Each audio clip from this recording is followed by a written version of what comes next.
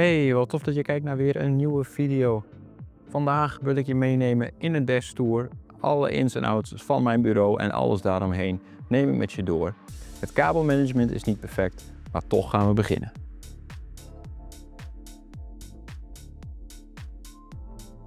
Dit is mijn plek, dit is mijn bureau. Ik heb een heel mooi IKEA bureau, een zit-sta-bureau. Al moet ik zeggen dat ik het sta-gedeelte eigenlijk bijna nooit gebruik, maar eigenlijk altijd zit. Werkt toch wat makkelijker, maar ja, wil ik een keer gaan staan, dan kan dat.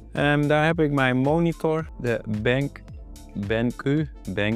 BenQ, de P2725U. Prachtig mooi scherm, 100% Rec 709.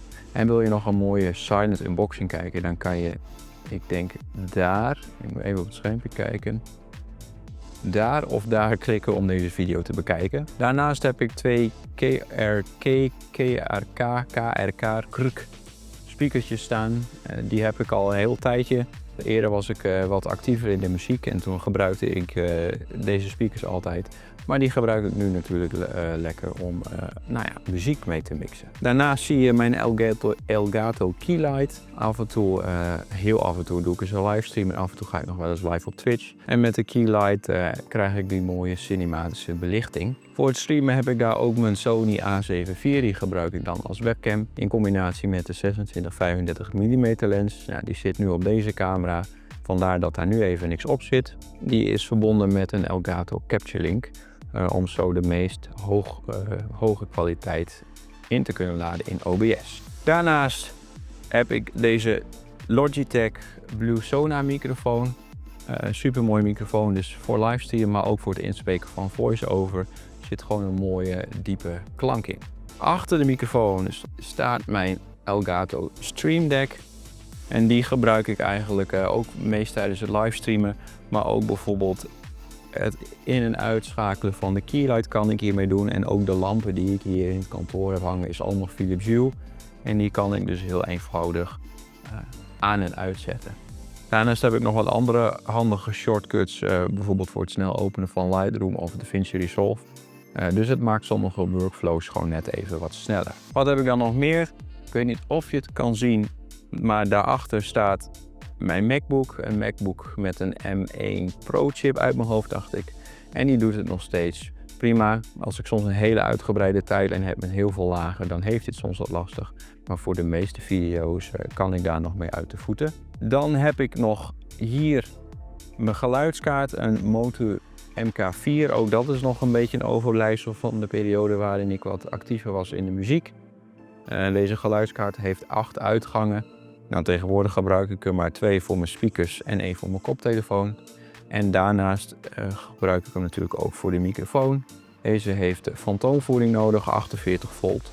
En dat kan natuurlijk perfect met zo'n geluidskaart. En daarnaast ligt mijn Elgato 4KX. Onder mijn bureau staat nog een oude Windows PC met Windows 7. En af en toe speel ik er nog wel eens een spelletje op als ik live ga op Twitch bijvoorbeeld.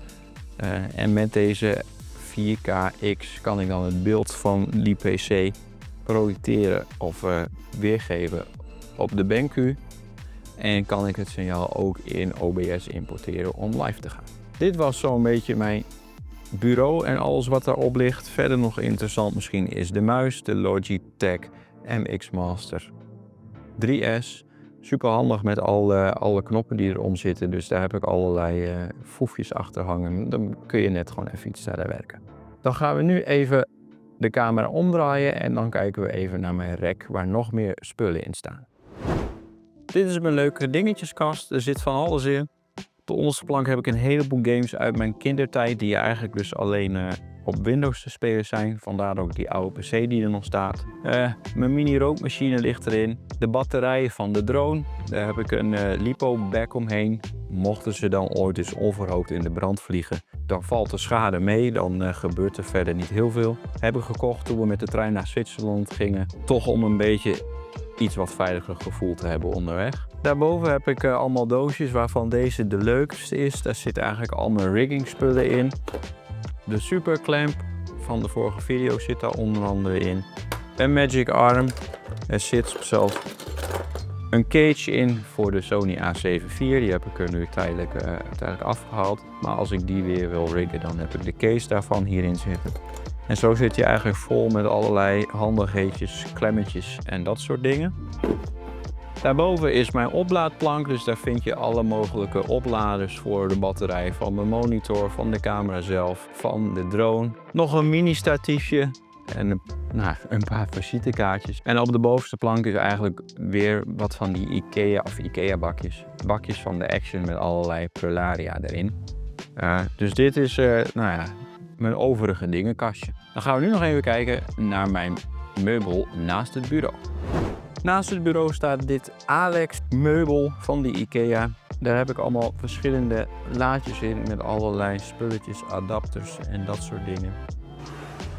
Onder andere allemaal harde schijven waar allemaal video's op staan. Een heleboel verloopkabeltjes van USB-C naar A en dat soort dingen. Een heleboel inbussleutels, want bijna bij alle rig dingen krijg je wel een inbussleutel. En hieronder heb ik nog een paar kleine dingetjes zoals een netwerkswitch voor als ik live ga en bijvoorbeeld de PC ook op internet wil aansluiten. Een laveniertje, een andere microfoon. En het meest leuke is eigenlijk wel de bakjes die erin zitten. Je krijgt 6 bakjes in een setje en dat zijn gewoon voor €3 bij de Action kun je die krijgen. Dus dat was eigenlijk wel een van de leukste aankopen van dit jaar om de boel hier een beetje mooi te kunnen inrichten. Dit was mijn desktour. Bedankt voor het kijken. Mocht je nog een vraag hebben, drop deze dan beneden in de comments. Vergeet niet een duimpje achter te laten, je te abonneren en dan check ik je later.